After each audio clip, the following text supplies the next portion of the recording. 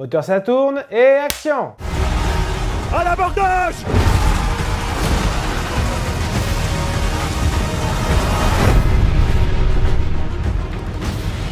Des requins dans le Colisée et des babouins déchaînés, Ridley Scott ne recule devant rien.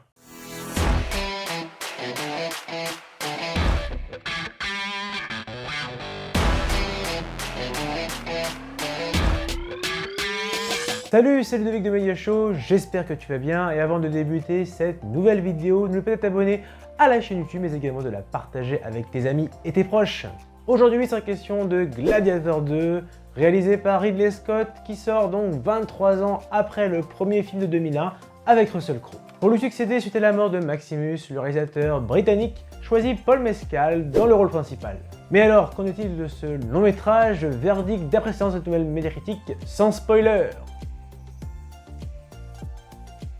Des années après avoir assisté à la mort du héros vénéré Maximus aux mains de son oncle, Lucius est forcé de revenir dans le Colisée lorsque son pays est conquis par deux empereurs tyranniques qui gouvernent désormais Rome d'une main de fer. La rage au cœur et l'avenir de l'Empire en jeu, Lucius doit se tourner vers son passé pour trouver la force et l'honneur de rendre la gloire de Rome et de son peuple. Peu de combattants survivront. Tu dois l'aider à tout prix. Force et honneur! Je ne me bats pas pour le pouvoir. Je me bats pour libérer Rome des hommes comme eux.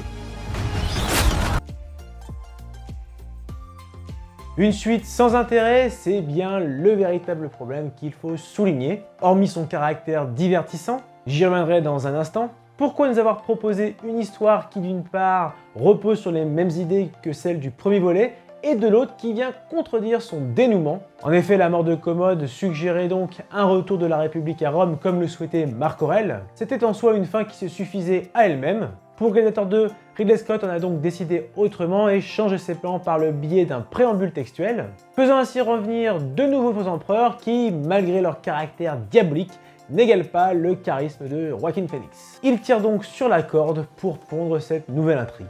Côté scénario, la structure narrative de la première moitié du film est très similaire à celle du premier opus, notamment sur les personnages et l'ascension de Lucius en tant que gladiateur, avec comme seul véritable atout la véritable identité du père de Lucius. L'histoire devient cependant plus intéressante passé la première heure, en prenant certains risques et en offrant quelques nouveautés scénaristiques, notamment tout ce qui se passe autour de la chute de Rome, mais malheureusement manque cruellement d'émotion et d'épique. Côté personnage, Lucius bénéficie d'un bon développement et succède dignement à Maximus. Les deux nouveaux empereurs, Geta et Caracalla, sont redoutables et machiavéliques, et Macrinus l'est également. Étonnamment, le général Acacius passe au second plan et n'est pas très utile à l'histoire. Mais finalement, que reste-t-il véritablement? Des scènes d'action honnêtes, un rythme soutenu et une histoire globalement captivante. Mais concrètement, est-ce suffisant face au premier volet? La réponse est non. Dans l'ensemble, la réalisation est soignée avec des séquences de combat réussies et visuellement impressionnantes, aussi bien sur les costumes, sur les effets visuels que sur les décors. Pour certaines, Ridley Scott est en revanche parti sur des effets un peu trop surréalistes, tels que la présence des requins dans le Colisée ou encore les singes numériques, rendant ces scènes d'action bien trop risibles. Ne t'en défais jamais. Mais la grosse déception de la mise en scène, c'est bien la bande originale. L'absence de Hans Zimmer se ressent très clairement avec une composition moins marquante et un souffle épique absent. En tête d'affiche, Paul Mescal est convaincant de le rôle de Lucius. Il nous offre une bonne interprétation sans pour autant égaler le talentueux Russell Crowe.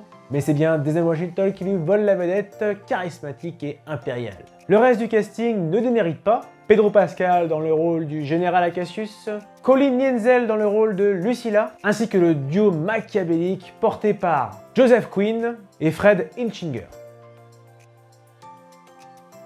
Pour résumer, malgré son caractère divertissant, Gladiator 2 de Ridley Scott est bien inférieur à son prédécesseur, aussi bien sur le plan scénaristique que sur la mise en scène.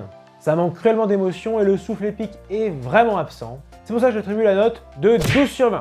Et voilà, cette vidéo est à présent terminée et j'espère qu'elle t'a plu. Si c'est le cas, lâche le pouce bleu, partage également ton avis sur ce film dans les commentaires. Et n'oublie pas de t'abonner à la page Facebook, à la page Instagram, mais également à la chaîne YouTube, sans oublier la petite cloche pour recevoir toute l'actualité de Media Show. Allez, à très vite!